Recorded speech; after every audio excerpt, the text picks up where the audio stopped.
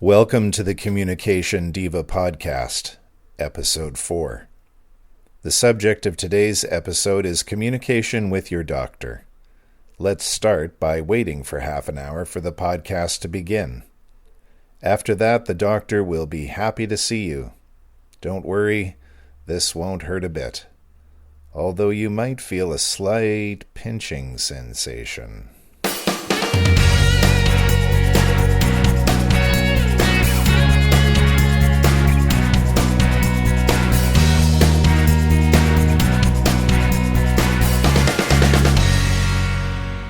Hey everyone, this is Jen Swanson, and welcome to the Communication Diva podcast, the podcast that explores all areas of communication and hopes to help you improve your communication and thereby deepen your relationships with other people.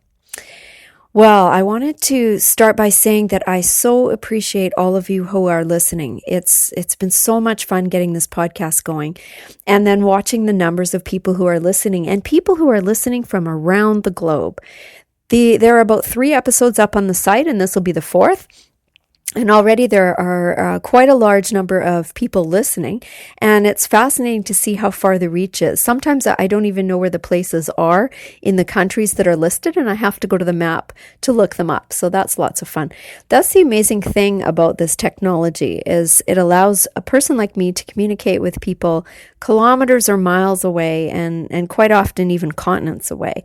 So thank you again, and I hope that you continue to get valuable content and that you will come and say hello to me over on the website at www.communicationdiva.com, and so that I can put some names to the numbers and some names to the locations that I am seeing showing up on the statistics that I've got.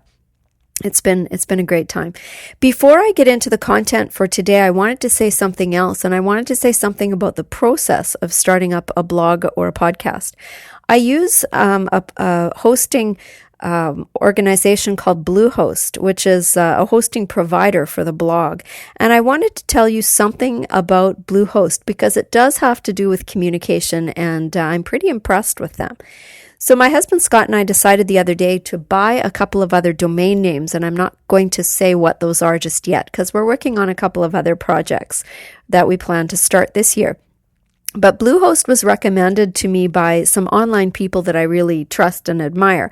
And so I went with them to host the Communication Diva site. And so far, I've been very happy with how easy it was to set up, with what their customer support is like, and all of the rest of it. So we decided when we thought up some new domain names that we would just go with Bluehost again. So went online and put in the credit card number and bought them, and that was all fine and dandy.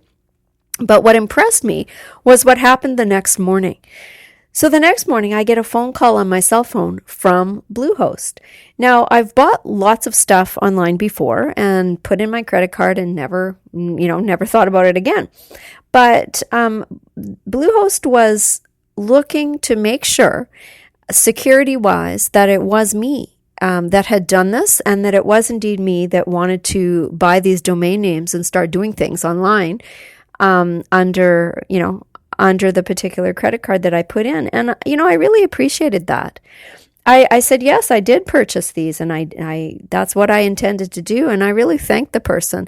And then he said to me, do you have any other questions about anything? So, the customer service seems to be something that's lacking around here where I live. There was actually something on the radio the other day all about that. People were lamenting the fact that we have such they were going to reveal the worst store in the province here for customer service. Now, I know some places do a really good job with that, but I have noticed lately that it's the exception rather than the rule, and that often you feel like you're imposing upon people in the stores, which is kind of ridiculous because you're there to spend money and all the rest of it. Anyway, that's probably a topic for another day, but I just wanted to let you know that I found this to be a really great part of their customer service. And if you're thinking about starting up your own blog or your podcast sometime and you need a domain name, I really recommend Bluehost. You can go to my website at www.communicationdiva.com/Bluehost, Bluehost. Bluehost, which will take you to a page called Things I Like page. And if you scroll down, you will see a picture, a blue picture that you can click on, and that will take you to the Bluehost website. Or you can go to my show notes for this episode, and I'll have a link there for you as well. Now, this is an affiliate link, so if you do click on it and decide to buy the hosting, which is really quite reasonable, by the way. So it's $5 or $6 a month. I can't remember the exact figure, but it's pretty cheap. If you do that, I'm going to thank you now in advance because I will receive a commission for that. I just wanted to share that with you because I'm very impressed with them. And I thought that if you were thinking about doing something like that, you might want to check them out. Okay, so I am going to talk today with you about communicating with your healthcare provider, your family doctor, or your specialist. I also want to briefly talk to you about communicating with clients if you happen to be a doctor or a healthcare provider. I did a blog post a while back, a few months ago, called How to Enrage Your Family Doctor, which of course is a little bit of a tongue-in-cheek title, and the whole article is a bit tongue-in-cheek as well. And I'll put a link to that on the show notes today. But I wanted to go over that because I know a lot of you haven't visited the site yet and are listening to this on podcast. And so I just wanted to talk to you a little bit about the best ways or maybe the more effective ways to communicate with your family doctor. And why am I doing this today, you might ask? Well, there's a couple of reasons. One of them is that I've worked in healthcare for many years, and I've seen a lot of poor communication. I've seen a lot of good communication too, but I've seen a lot of poor communication, both between the patients and their physicians and between healthcare providers.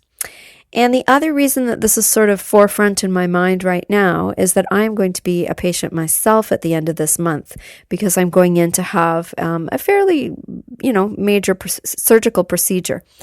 So I'm kind of thinking hospital at this point.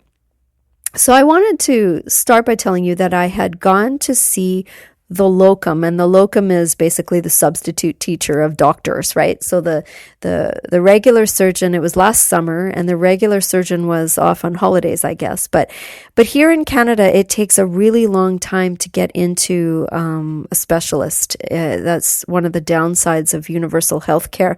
It doesn't cost us anything, but it takes forever to get anything done.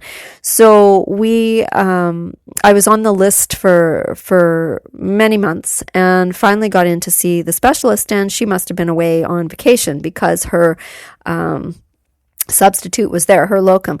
And I didn't like him. I didn't like him much at all. And mostly it was to do with communication. He was kind of flippant. He was kind of curt. He had a kind of know-it-all attitude and wasn't very respectful. And he seemed a little bit too busy to listen to anything I had to say. And that's really not good. That doesn't promote confidence. It didn't make me feel any less nervous or better about the whole situation. And I was talking to a friend of mine not that long ago who had the same, actually her experience was even a little bit worse. She was waiting for a couple of months to get in to see a specialist, and she saw him for a total of 10 minutes, during which time he answered his pager, and this is a different person, right? But he answered his pager 3 times in a 10-minute time frame, and she was furious. He didn't say so much, that made her upset. It wasn't what he said. It was what he did or didn't do. So he said he didn't sit still. She said he didn't sit still. He didn't make eye contact. And most importantly, she felt that he didn't listen to her. So he was so rushed and so busy, and that whole way of being imparted to her that her problem and that she herself was not that important. She's not that important if he can't take 10 minutes to sit still and look at her and listen to her and pay attention to why she has come to the specialist in the first place. So I'm not sure how common this is. And I mean, again, I've encountered some fantastic communicators, but healthcare providers are people, and some people have excellent communication skills, and some people have really rotten communication skills. So one of the things that I experienced a number of years back, one of the things that I like to do in my sometimes spare time, is I've been part of a theater group for a very long time and hang out with a bunch of actors. And what I was asked to do with some of the members of my acting group is to participate in something called standardized patient testing. And we were hired as the pretend patients. And this was a course for doctors and social workers in how to improve their communication skills. And it was a course that was put on by the health authority. And it was held in a hotel. And what we had to do for 2 days, all day for 2 days, is we had to pretend we were going to see the doctor or the social worker, whoever it was. And there were a number of hotel rooms set up. And what we had to do is go in as if we were going into an appointment. And in the room, there were a number of people. There was a coach who was the teacher or the coach for the program. There were sometimes some people that were watching, observing. There was somebody operating a video camera because the whole thing was put on video. And there was the physician or the social worker themselves who were supposed to role play with the actor that they were doing a hospital visit, or not a hospital visit, pardon me, a doctor's office visit. So as patients, standardized patients, we were given instructions that we were coming in for this reason with this complaint and this reason, but there was a deeper underlying reason that we were given.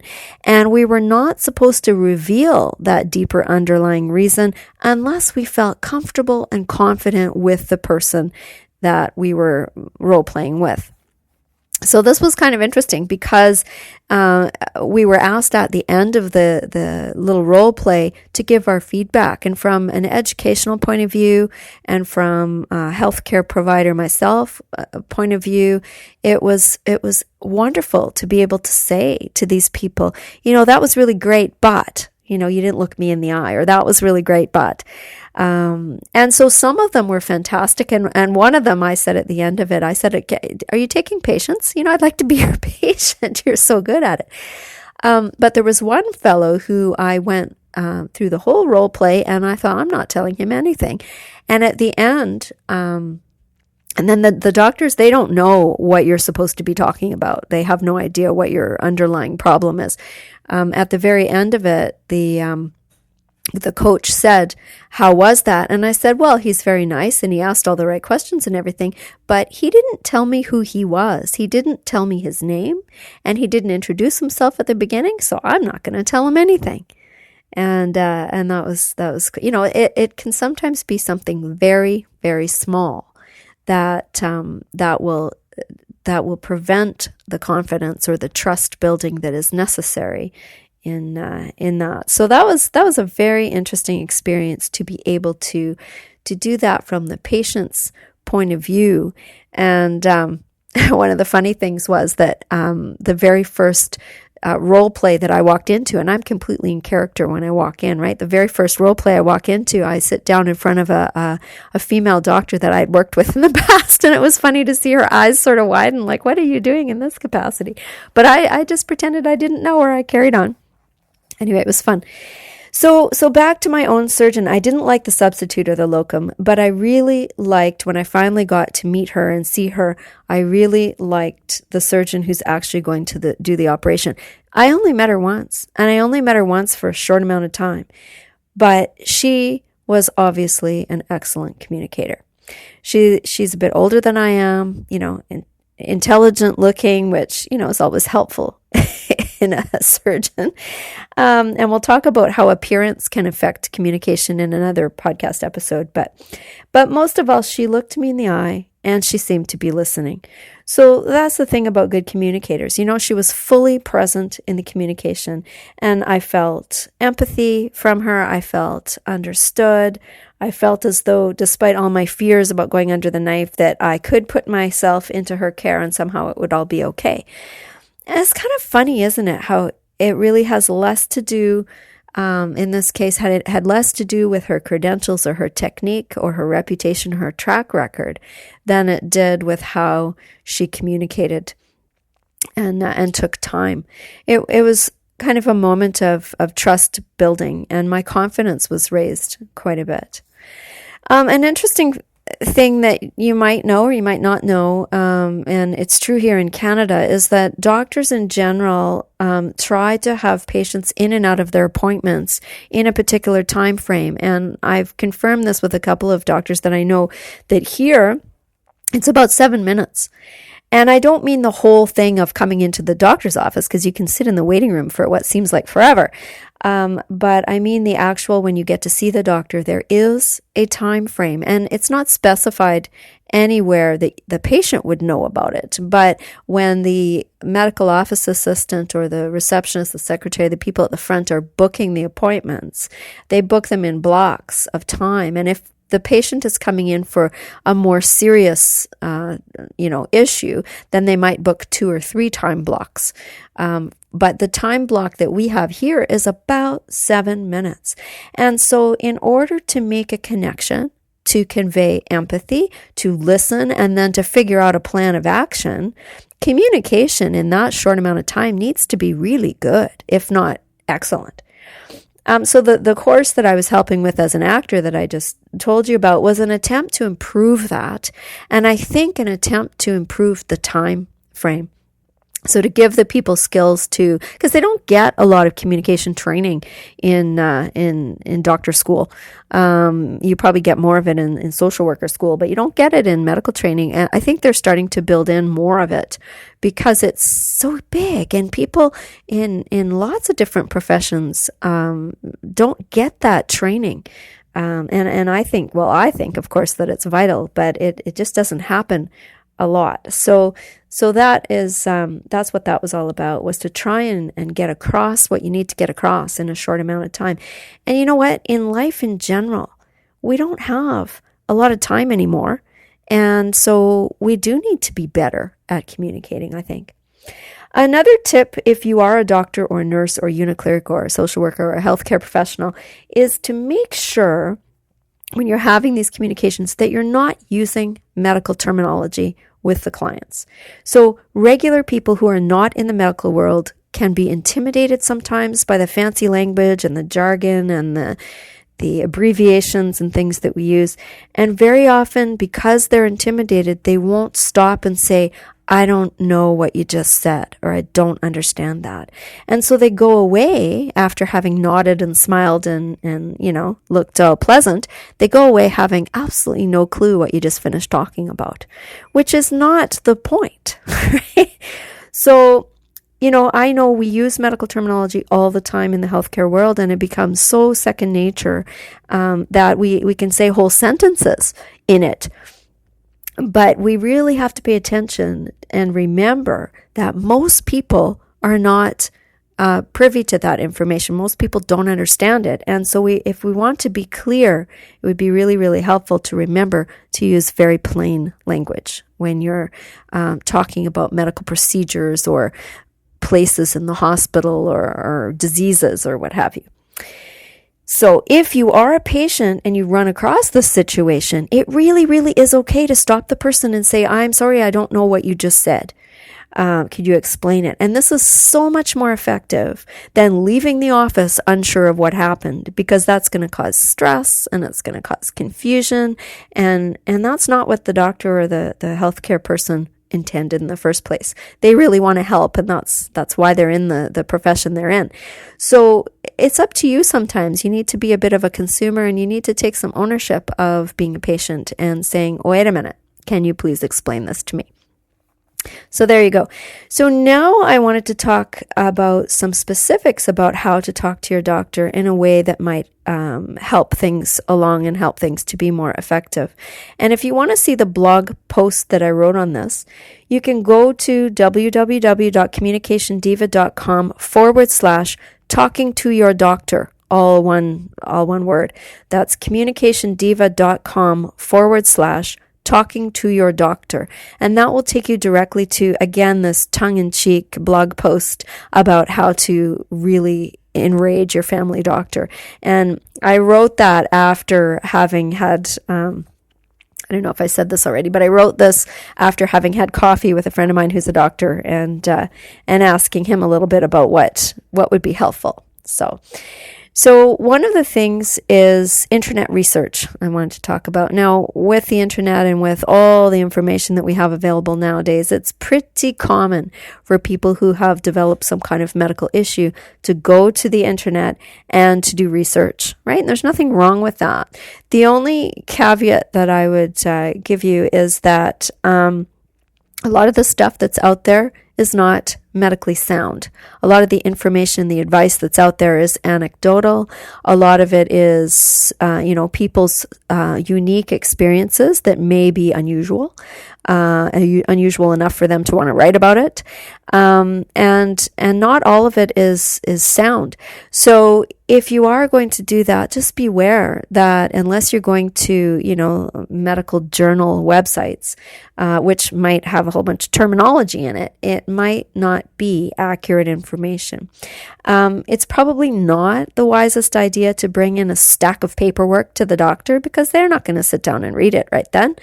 But it's a good idea that if you are doing the research and you want to take some information in, there's nothing wrong with that, but you might want to say, what do you think about this? And I was reading about this on the internet.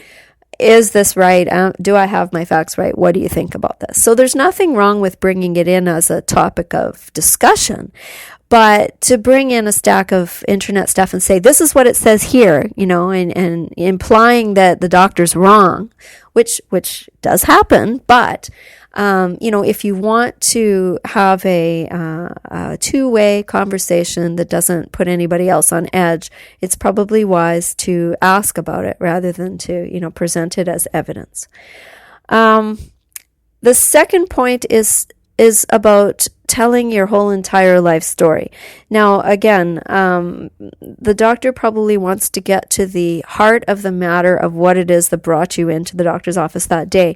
So you probably don't want to go back to, 1925 when this happened to you, unless it's completely relevant to what's happening to you today. So get to the point of why you're there, what brought you there, what are the symptoms, what are the problems, what's wrong right now. And maybe they'll ask you about some history, but you don't need to start at the very, very beginning of your whole life with what the issue is. Just get sort of specific. Bringing in a list of medications is really helpful, especially if this is a doctor you haven't seen before, you're going to a walk-in clinic, or it's somebody new, is to have a list, because, just saying that it's the little blue one for your heart or whatever is not really all that helpful. So having a list of medications, if you don't have any way to make a list, bring the medications themselves in a bag or something.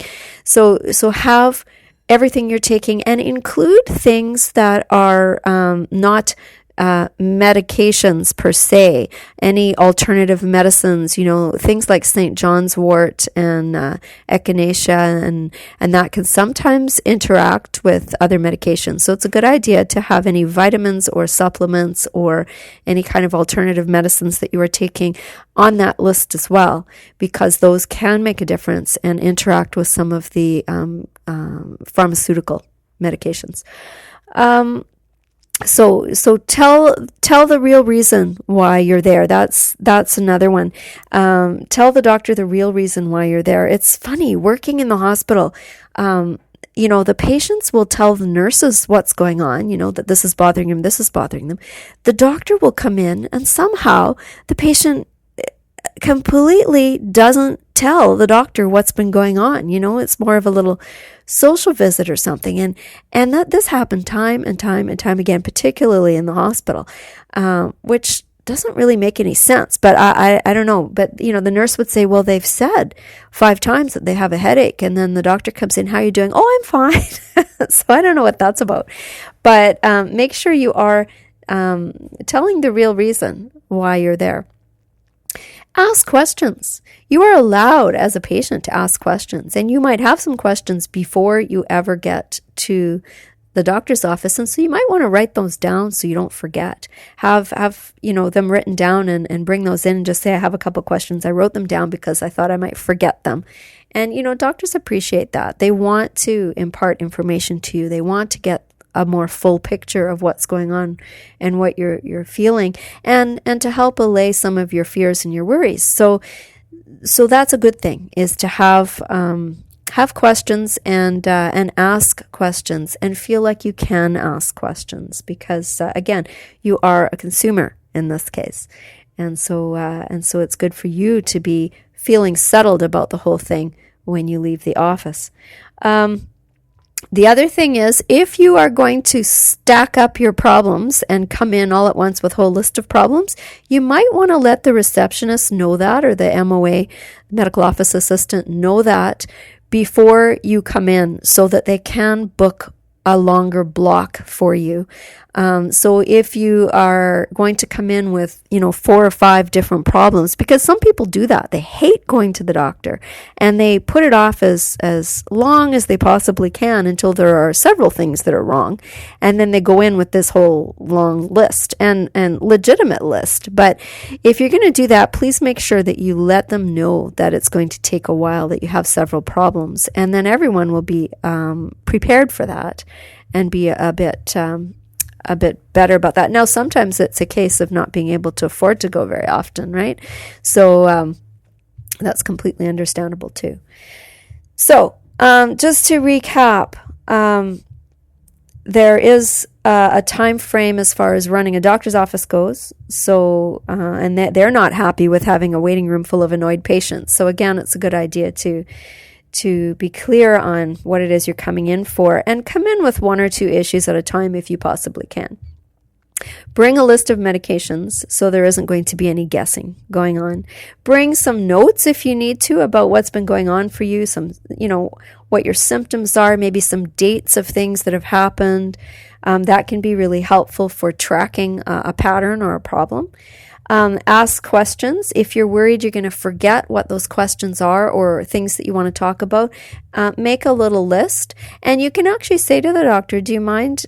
I'd like to write a couple of these things down because I'm going to walk out of here and completely forget what you just told me. And if you ask them if that's okay, I'm sure they won't mind. If you suddenly start taking notes when they're talking, they might get a little intimidated by that. What are you doing? But just communicate, right? Ask. I'm going to forget things. I just want to write down a couple things that you've said. That's perfectly acceptable. Ask for clarification. That's another one. And try to stay on topic. It's not a social visit. As much as the person might be absolutely lovely and you'd really like to go have a cup of tea with them, it would be helpful to be mindful that this person has a lot of work ahead of them and probably a lot of people waiting for them. And it would be really better for everyone if you were to the point. So these are some ideas for helping to improve the times that you have to visit your doctor. I hope those times aren't very many. I hope that you're all healthy out there. But when you do, it might be really helpful to be prepared. The doctor's going to appreciate it, and you're going to get way more out of the visit. So I think that's probably the end of what I had to say today. We've come to the end of our time. I'm quite excited because I will be interviewing a couple of really fascinating people this week for upcoming podcasts. One is a family therapist who has had her own practice for a number of years, and she does a lot of work with individuals, but she also does a lot of work with couples and how couples communicate in relationship. So we're going to be talking, I'm interviewing her this next week. The other is a really dynamic young man who has done a lot of work with youth and groups of youth, and he also has done things like he's developed projects that have built wells in Africa, in villages in Africa, and he's also just been taking a course on dialogue and discussion in groups.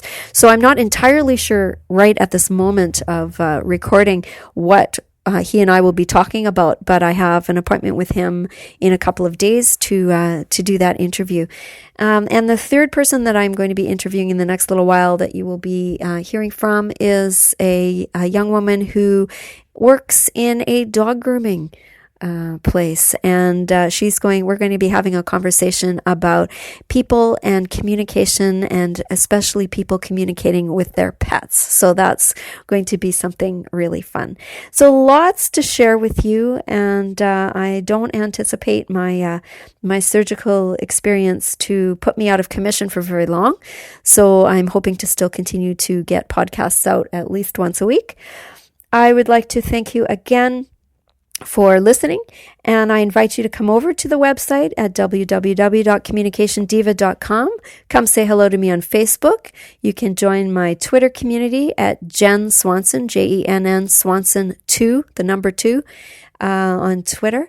I'd love to meet you and to find out what there are things that you would like to know more about communicating. If there's anything you'd like to explore, if there's anything you'd like me to find out about or talk about, or any guest suggestions that you might have for people and for communication. So that's all I have to say for today. Until next time, this is Jen Swanson at Communication Diva. Happy communicating.